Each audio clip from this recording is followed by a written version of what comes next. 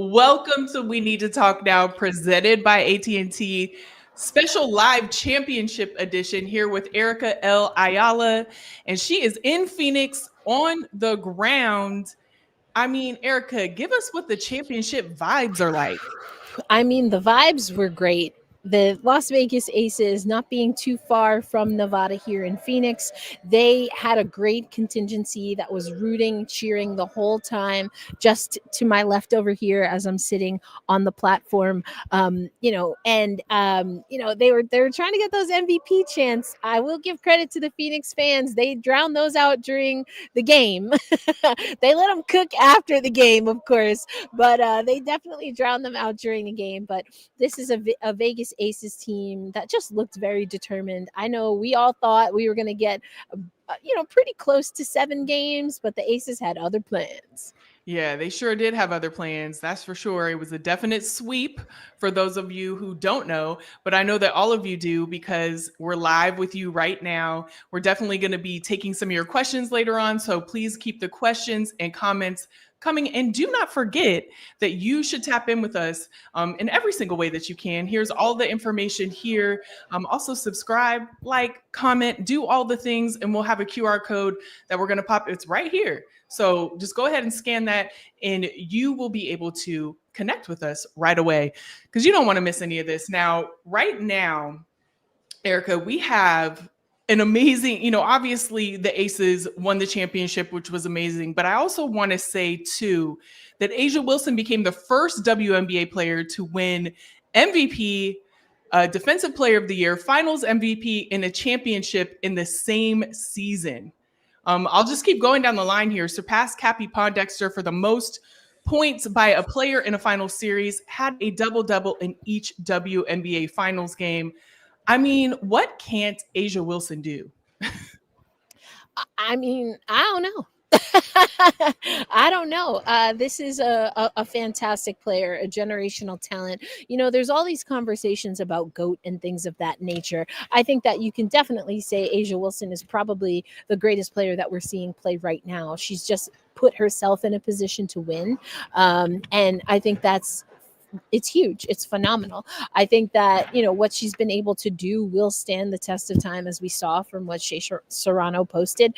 And it's exciting. It's exciting to be a witness and to be here with our CBS Sports family covering A'ja Wilson's career, which honestly feels like it's just starting. I don't even know if we've reached the beginning of her peak, which is a scary notion. And I'm sure we'll talk about legacies and dynasties. I already see some folks in the chat talking about the Detroit Shock, the Minnesota Lynx. We can't forget the Houston Comets. We can't forget the Seattle Storm.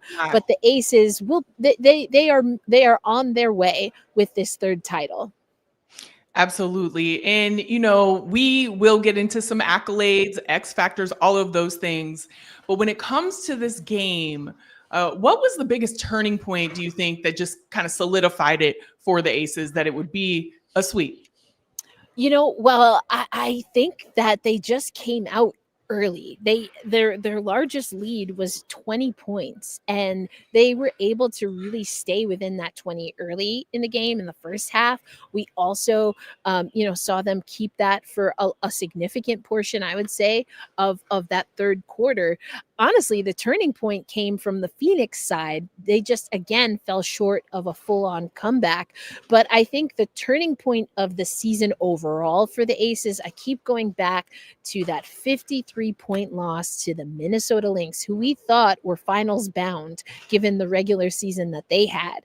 And A'ja Wilson, once again, and she talks about it post-game on the court. I'm sure it was on the broadcast, but she was asked about that text message that she sent to the crew saying, listen, if this is how we gonna show up, don't even bother coming to the gym. But everyone came back, and we talked about it on CBS Sports HQ. I was with Tarika Foster Brasby, and we were saying that that speaks to her leadership. I know you and I have talked about that over the last few weeks and on the back end of the season, that she just was able to send that, and it was received with love. It was also received with immediate action. And so as far as a turning point in the season, I think that's it. Because when you sweep, The turning point was when you got, the tip off for game one. Absolutely. Well, I mean, without a doubt, obviously the champs had a great season, a great series, but Phoenix definitely struggled. I mean, they had that's just a fact. They struggled, and it was hard to see. There was a lot going on in this game. Let's just start off with Tibbetts being ejected. Yeah, I mean, it. I know just watching it, I was shocked that it happened. What was it like in the arena when it happened? I will say, even before the ejection itself, this was a game as I'm watching. And so I'm not hearing the commentary that I have been while I've been on the road doing some other things with CBS Sports. So just watching, I could tell that it was likely that somebody on the Phoenix Mercury team was going to get a technical. You could tell that they were really fighting and clawing. I know Nate Tibbetts has had things to say about officiating and saying that he wasn't going to get into it. I have some thoughts and opinions on that, especially knowing that he's the only male coach that was in the postseason, and made it to this level. But it just got to a boiling point, and the emotions, I'm sure, are running high. You want your team to be able to play as clean of a game as possible and not have the whistles determine things. And I do think that Phoenix felt that things weren't going their way. We saw they used their challenge early. They probably could have maybe had another challenge or two down the road. And that's a difficult pill to swallow, because on the one hand, all of the technical fouls that we saw, double technical for Nate Tibbetts, we saw Kalia Copper foul out of the game and get a technical foul. You never want that to happen in a finals game, especially if you're trying to post a comeback, because those are free throws, very free throws that you're giving to the other team. But on the other hand, you can't let those things go if you feel it's not going your way. And if you look at where the free throws were, there's discrepancy even in the amount of free throws that Phoenix got. It just was perhaps, again, the gamesmanship.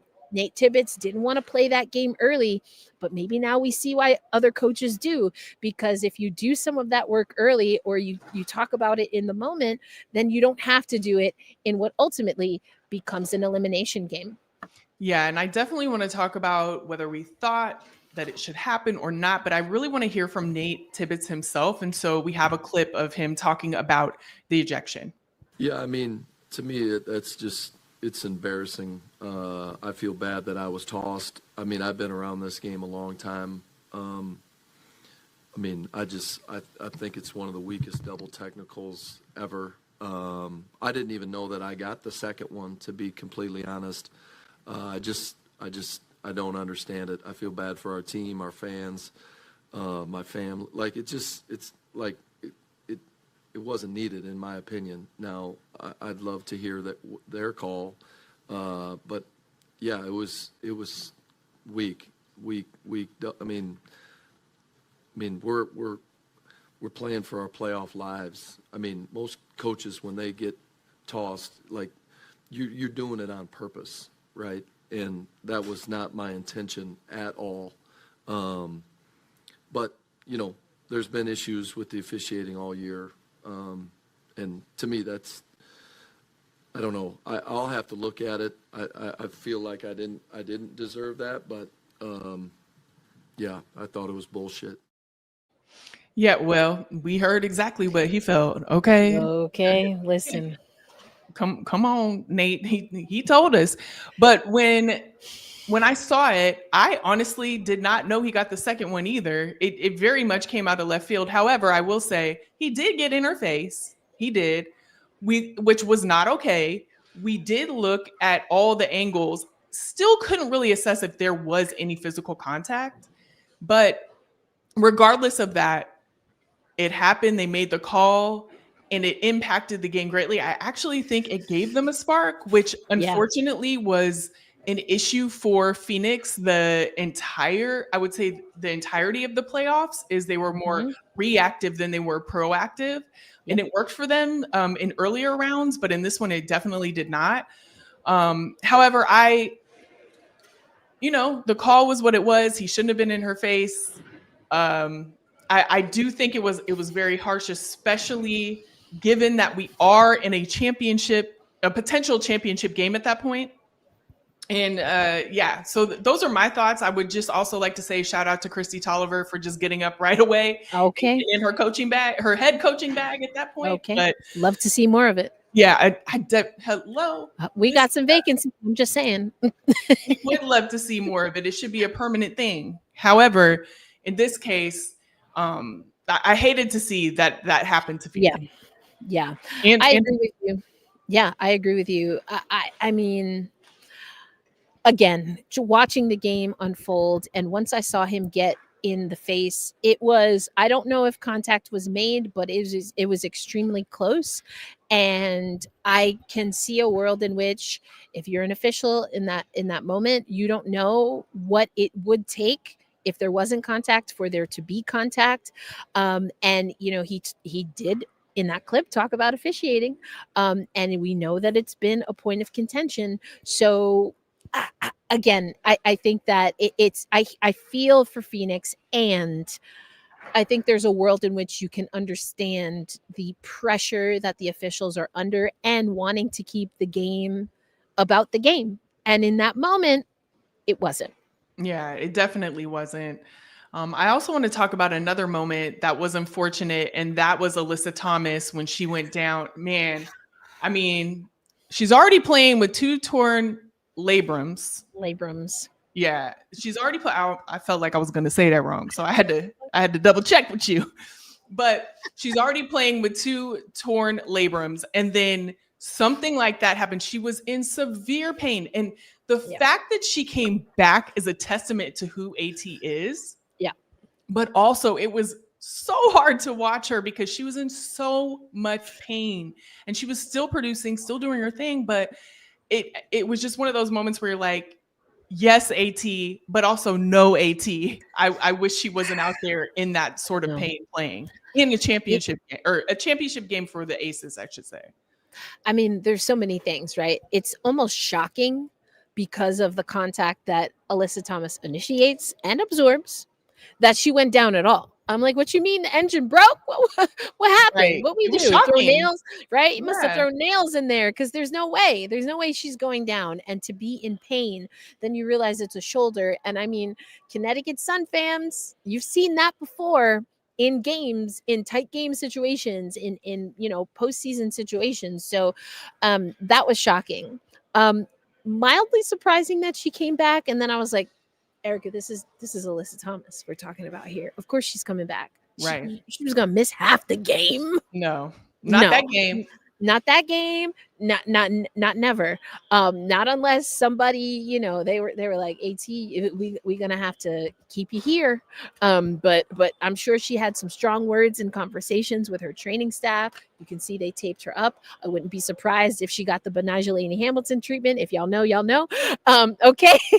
and got after it. You did see, coming back into the half, she's taking shot, or when she came back into the game, she took some shots, didn't look great. But again, we've seen her take awkward shots because she's been dealing with shoulder pain and issues. So, I mean, I just can't say enough about how much I respect how Alyssa Thomas approaches her work.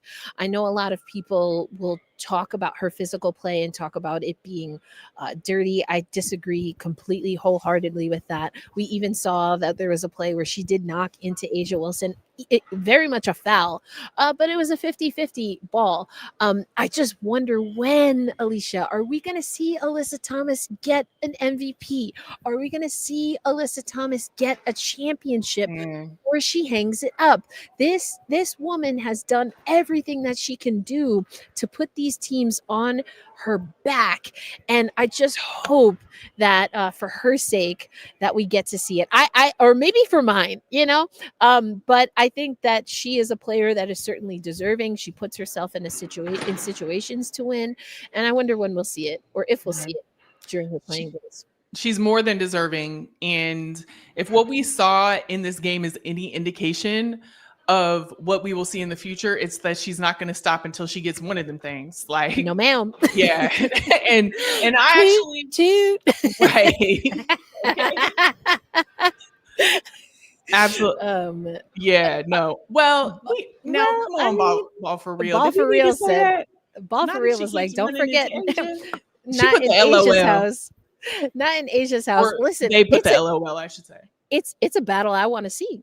It's a Yeah. battle I want to see because those are two competitors in very different ways, but their battles, I will not speak for them, but remember, these are USA basketball teammates. Just a reminder, y'all, before we start, they have been teammates and might be again. But I do think there's a mutual respect there. They battle hard, but never to a point where I think it tips over anything that is bad blood. I think there's a lot of respect there, and so that's what you love to see, right? So hey, give us more. That's what I say. And Bryce said I'd run through a wall for I know AP. that's right, Bryce. Come on, if I had a vote, right. she would have been my pick for MVP. Come run on, through the wall. who's giving up a labrum? Let's go. Listen, I mean, AT I runs what through that walls, entails. so you better run through a wall too. Well, the whole team, the whole Aces squad ran through a wall for this championship for sure. The Aces win the third title in 4 years. Oh, there you go. First 7-game series ends in a sweep. Joins the Houston Comets as only WNBA team to win 3+ championships in 4 years. The list goes on and on with the accolades that they have received, especially with this championship. I mean, at one point they were 9th in the standings this year. Woo. And they came back to win the chip. It was by far, I would say, out of all their championships, not that it's never been hard, but this is the one that they could say they earned with every bone in their body. Like I said, all championships are, but this is the one that they had to go through a whole bunch of adversity to get to that point, more than any other year, I would probably say. And Garnet King said, I told y'all, Aces in 4, a sweep. Listen, I'm going to say I was wrong. Dead wrong. Yeah, you and me both. Yeah. And I will admit when I'm wrong. However, what was incredibly right, so many players tonight just went off in this championship game. We've talked about Asia. How could you not? Accolades run on and on and on. We could fill the whole show with that. But is there any other players that you wanted to shout out specifically being there? Which players would you just say, went off in this game? This championship. Yeah, I'm looking at my handy dandy final book here, and by book I mean page. But I think that in looking at Chelsea Gray's 18 points, in watching the game live and then looking at the final box, I think what stood out to me is that Chelsea Gray, y'all gotta understand, Chelsea Gray is clutch because she was making 3-pointers while that Phoenix team was trying to claw back, and they got it to 6, and then Chelsea makes a critical 3-pointer. We see Jackie Young make some critical baskets. I thought Jewel Lloyd, especially in the first half, was making some great shots. You also saw them do it defensively. They turned over the Phoenix Mercury 18 times for 26 points. Tarika and I talked about it. If Phoenix was able to cut that number even in half, we're talking about a different basketball game. Yep. But the tenacity, the commitment to playing defense, we saw people taking charges from Ka Copper, from Alyssa Thomas.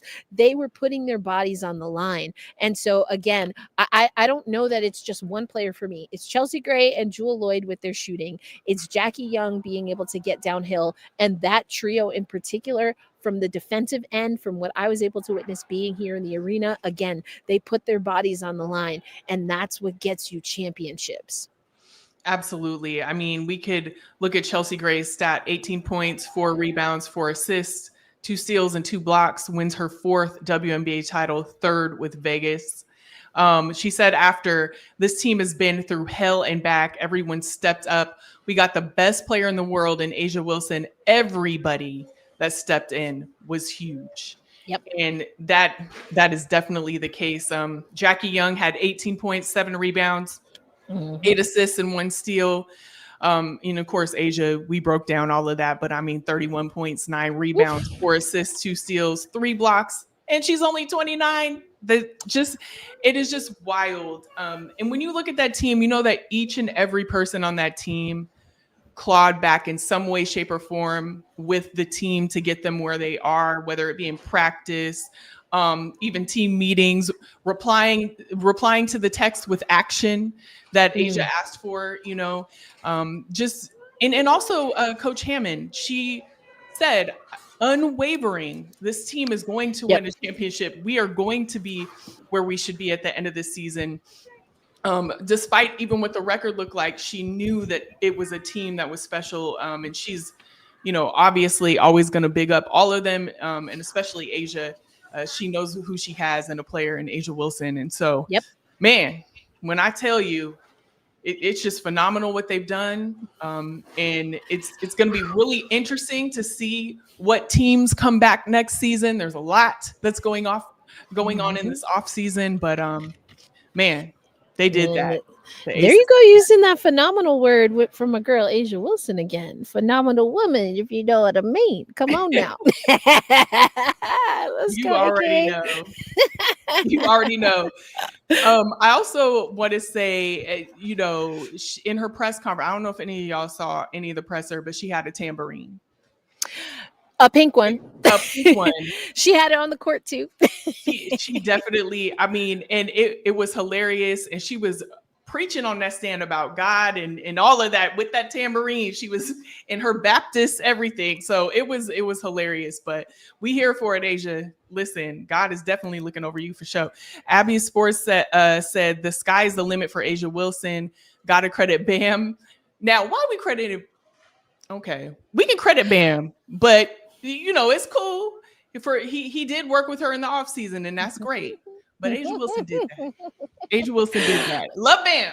He brought her a pink starburst after the game, and it was hilarious. That was cute. Head over to our social because we posted that on there. But they are cute. I will just say on the Bam thing, because he got a nice roar from the crowd when he was shown on the Jumbotron here. I will say that in Bam's case, it's been reported a lot that Asia Wilson's footwork in particular has been there's been a better increase in performance in what she's able to do because of her quickness, because of her footwork, and that she credits to Bam.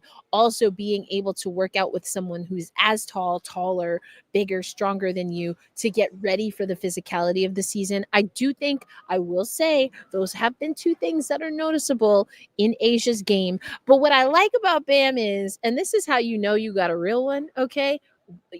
Whoever you are, the he's, the hers, the theys, when your partner can be proud for you and just make sure that shine stays on you, be supportive, show up when asked or when it feels it's appropriate. So as far as Bam goes, from what I see, I don't know, I'm just watching, observing here, but I think he's a good one. I like their relationship and that they can share this. I know Asia Wilson has said she don't like the movie Love and Basketball, but she about to be in the remake. Right. There's a little of that. I also want to say, Winsome put it in a whole sentence. Bam can get a shout out, but sole credit, no, sir. And that's just that part. Right. That part. I agree. That part. Well, listen, we've been having some amazing comments about this phenomenal game that we just saw for the Aces, another championship, and we want some questions from you. So go ahead and throw those in the chat, and Emma is going to put those up there so we can talk directly with each and every one of you about this game, because y'all, we need to talk about it a lot. We do need to talk about it. Let's start off with these questions while we're waiting for yours. So how many more titles, Erica, do you think that the Aces could win? I don't know. And I mean that. I don't know. I don't know in the best way possible, though. Not that I'm doubting them. I think that it just seems like if they can figure out a way to keep some of that core together and at a minimum just re-up what they have around Asia Wilson. As far as I know, Asia Wilson has talked about wanting to stay with the Las Vegas organizations. I mean, I don't understand why, if you're Vegas, you would want to move away from her. I don't see any reason to do that, certainly not anytime soon. And so I don't know. But the other I don't know is because, Alicia, you know this, we've got more expansion coming. We've got a CBA that's got to get done. We've got what is it? 5 teams, y'all? 5 teams before 2030 or by Absolutely. 2030? That's a lot. Well, and not to mention the CBA that's on deck. Mhm. We also have all of these free agents because they planned around the CBA to be, you know what I'm saying? Like Yeah. there's so many different aspects of this where there could be so much movement. And so I don't know. It's like I hope they can keep their core. I hope they do. Right? You know, I hope they're able to back up the money truck and get. I know. I saw that one too. I like that. All right, Jessica, Me come too. through. I hope that they are, but I think it's just hard to even forecast what the league is going to look like moving forward. I know. Yeah. I know it's tough. And again, Winsome. Hey, Winsome, how you doing, fam? What do we think happens to this roster? I mean, Asia stays, right? You're going to protect Asia. Chelsea Gray is a player that. How much longer does she want to play? And I mean that truly, because we saw her come back from a bad foot injury in that, what was that, the 23 championship, right? And 2024 had to come back from it, but then won a championship in Unrivaled. So how long does Chelsea Gray want to play? What version of Jewel Lloyd can we see? Because we saw her be able to in real time evolve her game. I think that for me, we've talked about this before, the front court for the Aces is an area where I think they have to figure out. Obviously, Asia plays in the front court, so it starts there. I liked what they were able to get when they started going to Megan Gustafson strategically and Kia Stokes at end of game situations when they need lockdown, shut it down defense. That's always what Kia Stokes has been good at. And you see that she's getting her minutes in that way. If Stokes can evolve her game offensively, then she probably becomes a piece that the Aces want to keep. Then you have Alyssa Smith, who came over in a trade. What does that look like? I think there are some really interesting and unique pieces here. I think, I didn't even talk about Jackie Young. That's a non-negotiable for me if you're the Aces. Now, if Jackie ever wants to explore free agency, I guess that's a conversation that she'll have to have. But if you're the Aces, I think you try to keep Jackie. You try to keep Asia. They had those back-to-back first-round picks. We saw that Kelsey Plum did explore free agency and is in LA right now. But, I think that they've been able to build through the draft. That's different than some other teams, including Phoenix, who they played, including New York, who they played in 2023 and lost to in the semifinals in 24. Those teams built through free agency. This team was built through the draft, and bad boy Bill Laimbeer gave those keys to Asia before she even maybe thought she was ready. A lot of people, Asia herself, have been talking about, the times we saw her so overcome with emotion that she couldn't finish a press conference, that she couldn't leave the court without tears in her eyes, to now seeing her pull out the tambourine. It's the evolution of Asia Wilson that we're seeing in front of our eyes, and it's a beautiful thing.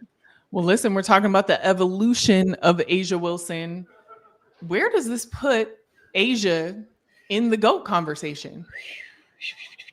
Okay, you know what? Tulip says, shout out to Tulip, Asia is the undeniable GOAT. Listen, I'm from New York, so I got some affinity for the New York Liberty. Always have. Becky Hammon was my OG underdog GOAT, but Sheryl Swoopes. Cheryl Miller did not play in this league, but I think I'm gonna say she's still in the conversation. I think she might have it. She might have it. And I do not say that lightly. I am not being hyperbolic. I want y'all to know I've thought about this. I don't do things because other people say it or think it's cute. No, ma'am. But I've seen Asia Wilson lose, and I've seen her win. And I've seen her game evolve. We talked about, again, some of the things that she worked on in the offseason and have the support of Bam in doing that. But the leadership, for me, I know I say this all the time when y'all invite me on, so we need to talk. I know y'all like, she gonna talk about Asia and her leadership. Yes, I am. Because for me, and I might be reading this wrong, we're gonna have to have Asia on and ask her about this. I do think that her love, the respect that she gives and gets from her team, fuel her as a player. So the more she pours in, whether you're talking about pride cakes, whether you're talking about, some of the events that she'll put together, even the way she gets on them, in a loving effort, it's all love. Mhm. Asia is love. Like, I feel like she's fueled by that. And I just think, for me, from players I've been able to watch and cover, that puts her in a whole different category. And I didn't even talk about any of the other stuff that we talked about in the beginning of the show. So Right. I'm with y'all. I really do think she might have it. She might have it. As far as the W goes, now, if you want to go about basketball overall, I think there's other people that come into the conversation. I will always say, if you're talking about NCAA GOATs, you got to talk about Stewie. If you're talking about international GOATs and USA basketball GOATs, you got to talk about Diana Taurasi. You got to talk about Sue Bird. But Asia, what she's been able to do, woof, it's scary good. It's scary good. It's scary good. And it also is one of the things that I am so thankful that we are able to witness. Like, because it is phenomenal, Erica. Like, you talked about evolution.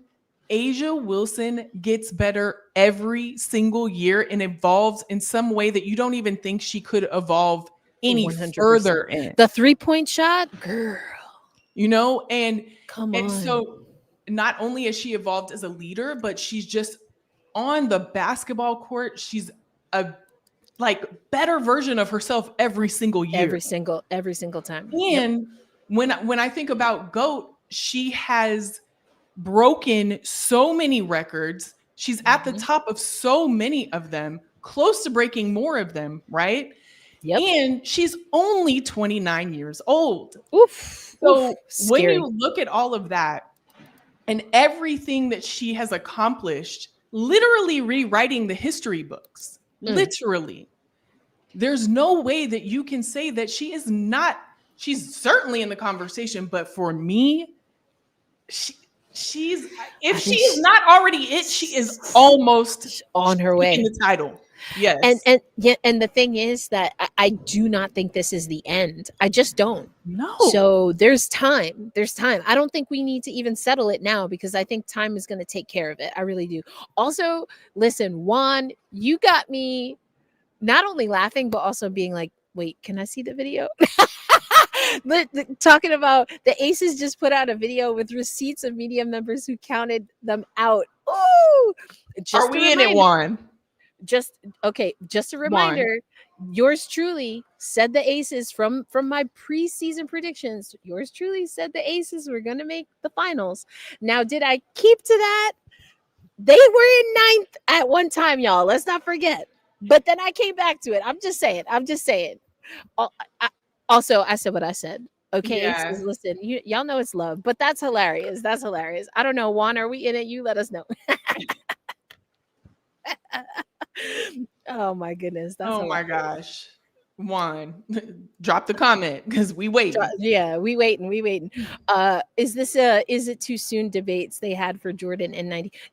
I was around in 93. I was not having media conversations in 93. Right. So I can't really speak to what that was like, but I mean, I got to think on that. I need to let's have a documentary watch party so we can get back into what Jordan was going through, because you know what, I think Asia, I don't know, Asia's got it, and I go back and forth. MJ, Magic is my dude as far as a player. Magic is my dude, but I think we're starting to have those debates. And is there going to be someone else that can come and topple this I don't know crown?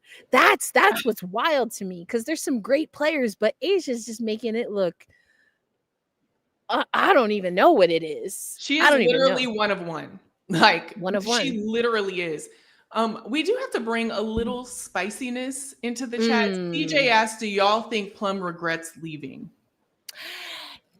You know, I think that's well, I can't, I don't want to speak for her. I think there's a few ways to look at it. Of course, you look at a team that you used to be a part of and you see them win a championship, and it's like, okay, grass greener kind of vibe. I don't know. But I get the sense that Kelsey Plum made the choice to leave, at least in part due to some things that were very personal to her. Right. And sometimes when those kinds of things come up, you take what comes because you made the choice that was right for you. If I had to guess, that's where I think Plum is at right now, and probably happy for some of her former teammates. Right. I'm sure she is. I'm sure there's a little bit of like, ooh, Oh like yeah, well, because she wants to win. I mean, listen, come on now. wants to win, and also a team that you've had a lot of winning with, that, Yeah. so it's probably something that stings a little bit. But like you said, Yeah. 1000%, when you make a decision like that, especially when you've been on a team that you've liked being on like Yep. that, there's so many factors that come into it that the decision supersedes what would happen, It's true. on that team going forward. Emma, this one's for you. Emma said, Hey. private chat, we miss her boombox, so I got to do my Kelsey Plum right now. Yeah, the boombox was epic. Okay, That was so cool. so epic. Bryce actually had a question with the CBA expansion draft and free agency. Do you guys think it's going to be easier or harder to repeat? I think it's going to be harder. And I said this after New York won last year, because New York was built as a very different team, as I've already mentioned. And they built their free agency. They built to be this positionless kind of fluid team. I think it's going to be harder for all teams. You've got presumably two teams, right? As far as we know, they have to figure out some way that two teams are going to pull to get their rosters. So you have more players in a single season that are going to, I love that y'all are cackling at me. I love that. But anyway, I think it's going to be harder. I think it's going to be harder. There's going to be more competition.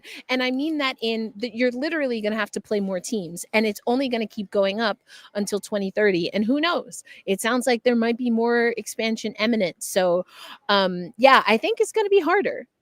That doesn't mean it's not possible, but it's going to be harder. Yeah, definitely harder.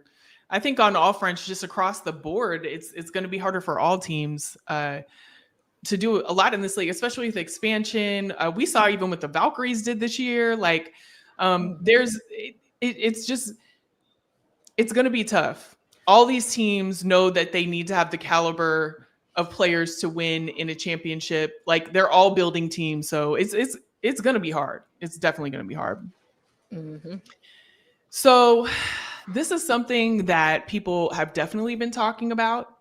Are the Aces a dynasty?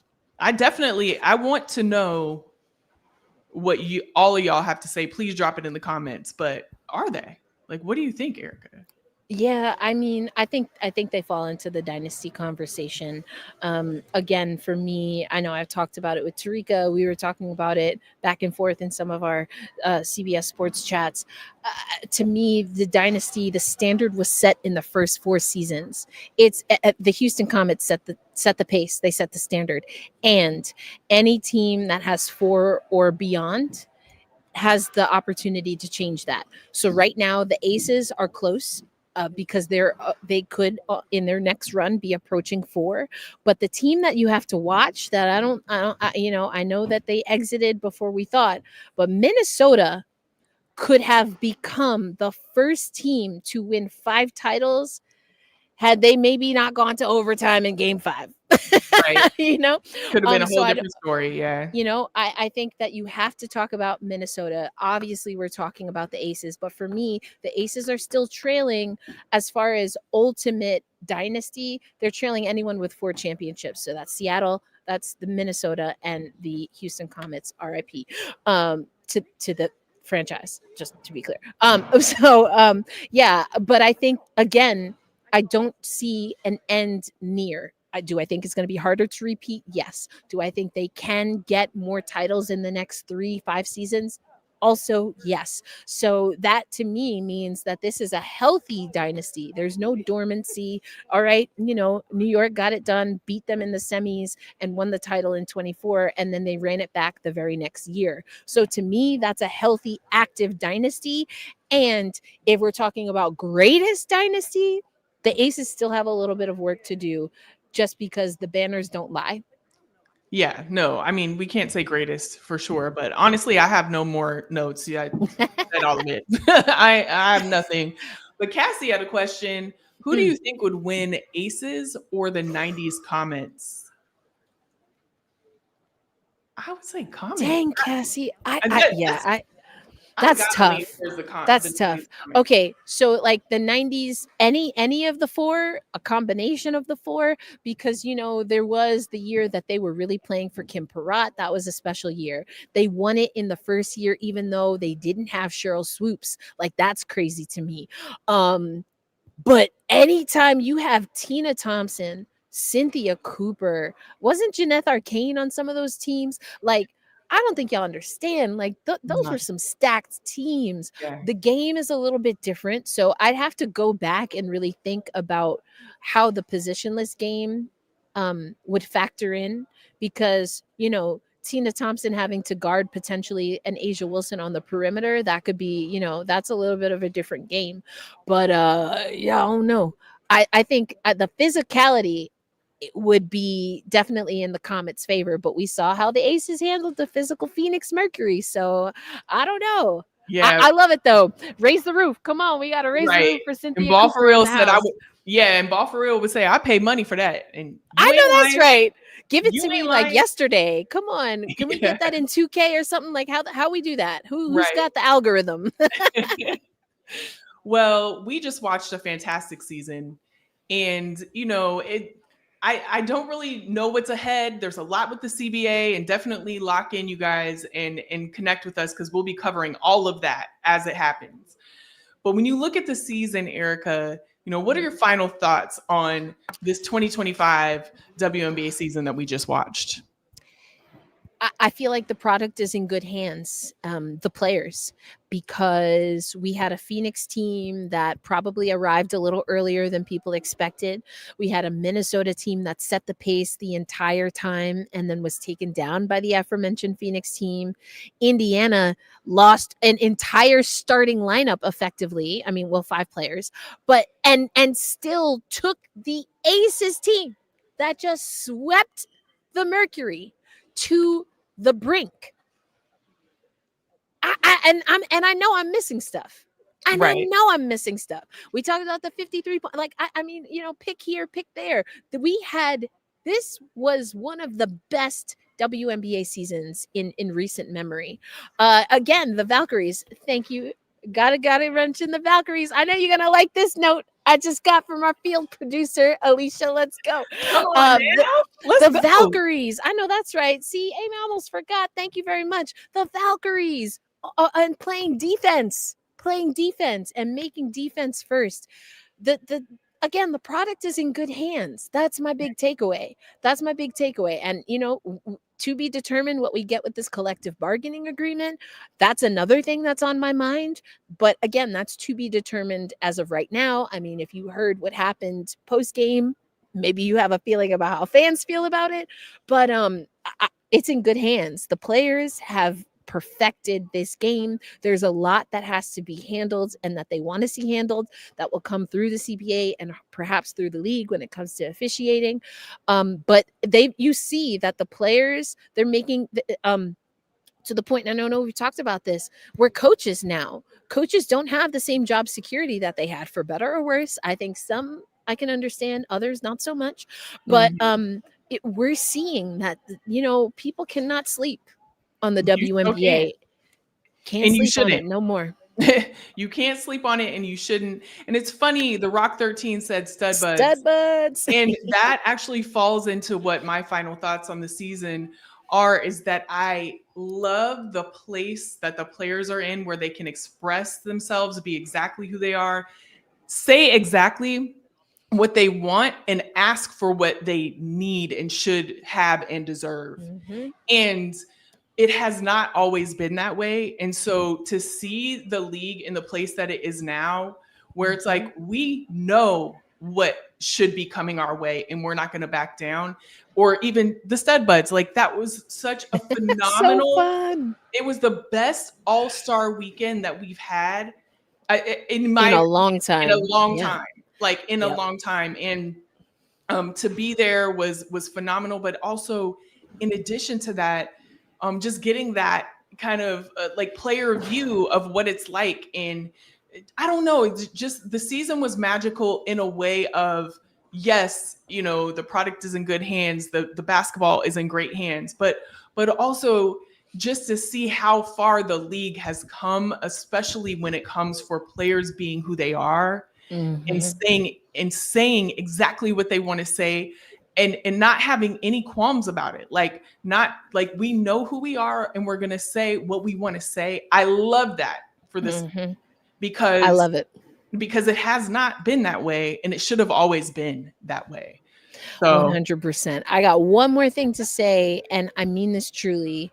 You know, I'm sitting here and I can see Tarika over there with a few other media members, but it has truly been an honor to be a part of this journey with you, Alicia, with Ashley, with Emma, our producer. Like, it has been a joy, and there's been so much that happens here, but we have curated this space, everyone in the chat here. And I'm just so proud. I'm so honored to be a part of this. And I'm so grateful that we have these different outlets, and there's so many different ways that people are approaching, again, what was a phenomenal season. So thank you, Emma, thank you everyone who helps put the show together. I'm just so grateful. Well, and thank you, Erica, because people don't know Erica's out here grinding. Like, she's on this show and has brought so much to We Need to Talk, but also just all of the things you do, whether it be basketball, hockey, I mean, Rosie Media. I mean, you could go down the line. You literally are working so hard. So I love being here with you on the show. Love having you on the show. And you gonna make me cry. Like, I didn't think he was gonna end the WNBA season with a tear. Okay. But we're also thankful, obviously, for all of you. We love these live shows because we get to talk with you directly. You know, Abby Sports, thank you for saying it's a great show. I mean, we could go down the line of all of these. Thank you for your takes from Jessica. Great show from Juan. I mean, I'm overwhelmed by all of these amazing comments. But it's been an amazing WNBA season. But y'all already know we about to hit college basketball hard and all women's sports. We talk about everything. So make sure that if you're not already, I know all y'all are, right? But if you're not already, make sure you tap in. Make sure you subscribe. Let's go. And this is how we gonna go. I wish I had a boombox too. I ain't got nothing. All I got is a bottle of water, so we just gonna pretend. But thank you guys, and we'll see you soon right here on We Need to Talk Now, presented by AT&T.